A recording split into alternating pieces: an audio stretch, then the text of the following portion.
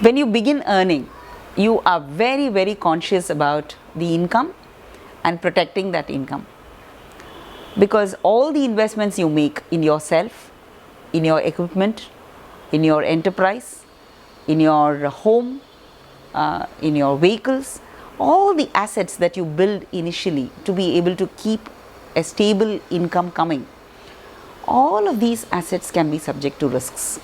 Now that sounds like a very pessimistic way of looking at things, but there is so much we take for granted in life. We assume that we will enjoy great health. We assume that we will live long. We assume that this nice, expensive computer we are working with is not going to give up on us. But there is so much that's uncertain, and this can come and hit our incomes. Look, for example, at the poor. Look at the farmer whose crop fails. He's made those investments, but his crop has not yielded what he expected it to yield. He's so crippled for the lack of that income that several of them have been pushed to the point of suicide because their investments have gone wrong. Look at your maid or your driver. What would you find as the most important financial problems they might have?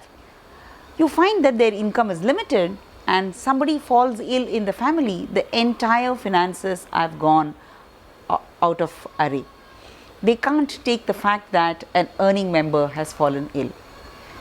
So before you begin to invest, before you begin to make those long-term plans, make sure that you have insured. Insurance is a very cost-effective and efficient way to protect yourself from those unexpected events that can harm your ability to earn an income. So what should you insure first? Very obviously your life.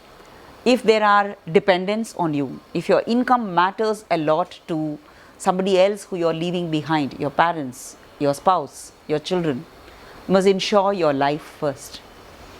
Second, health.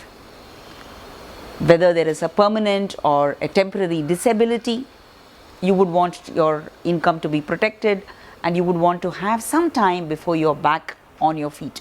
So buy that health insurance for yourself. And then the general insurance for your car, your valuables, your home, your equipment. So everything that supports you in making that income can be protected through what is called the general insurance. So you have these three segments. You have life, you have health, and then you have general insurance.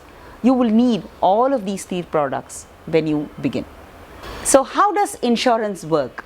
Insurance works on the simple idea of large numbers. The insurance company will actually have specialists who are called actuaries. It is a job of the actuary to make a forecast of how often and how much will be the liability of the insurance company to pay up. Suppose you have taken a life insurance, the actuary will make an estimate of what might be your life expectancy, and of the entire group that has been insured, how many are likely to make the claim. So as there are more and more people who join or who buy the insurance policy, the probability that all of them will suffer the risk at the same time falls. Now because of this, the contribution of each person, which we call as the premium, the amount you pay to be able to be compensated, it falls. So you pay a small premium and you enjoy a larger benefit if the event were to occur. Because of this structure, the insurance company which actually provides you the insurance will hold the right to include you or not. So you might have seen that insurance advertisements have this line, insurance is a matter of solicitation. What does this mean? The insurance company will take a call on whether you are a risk they like to take or not. You might be a terminally ill person. You might have a much lower life expectancy than the others. Now by including you in that group, the premium of everybody is likely to go up because your probability of passing away is higher, which is why the insurance company will hold the right of including you or not. So you can ask for insurance. Whether you will get it or not is a matter left to the insurance company. So how would you buy insurance? You would look at products that offer a cover against a risk. You will find out what is the risk that's being covered, and you will look at what is the premium that is being offered for your age, your circumstances, and your claim. And based on that, you will decide that you will buy a policy. There is this number which is called the sum assured. This refers to the number or the amount that will get paid to you if that risky event were to happen. To get that sum assured, you pay a premium. Now, in the market, there are several products which don't offer insurance alone. They club insurance and investment. The most popular product in this category is the ULIP, or the unit linked insurance plan. So what happens here is your sum assured, or the amount that will get paid to you, depends on not just the premium but a part of that premium which will get invested. So these are insurance plus investment bundled together. Is it wrong to bundle them? Not really, but it's expensive to bundle them, and you might end up with a product which might not suit your requirements. You have to be careful. There are several structures that insurance companies build in. Many of these products are fairly complex and complicated.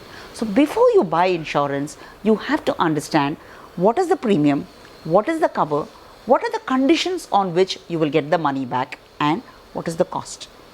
And secondly, you should know whether any part of the money that you're paying is going towards investment, and whether this component can be handled by you separately. Do you really require it to be bundled or not? So many buy insurance just because there is a tax concession, or they commit to buying an insurance policy because they think, oh, this is compulsory saving and I'll pay this premium, I'll save this tax today and continue to pay the premium, and they overestimate their ability to save. Soon enough they find that they're not able to pay the premium and the policy has lapsed and there is a loss. Spend a little time to understand your product. You might buy a good insurance. Insurance is not a bad word. There are several investors who run away because of all of the problems that have surfaced and say, oh no, I don't want to buy insurance. Insurance is a product you will need. You will need insurance before you begin to do anything else.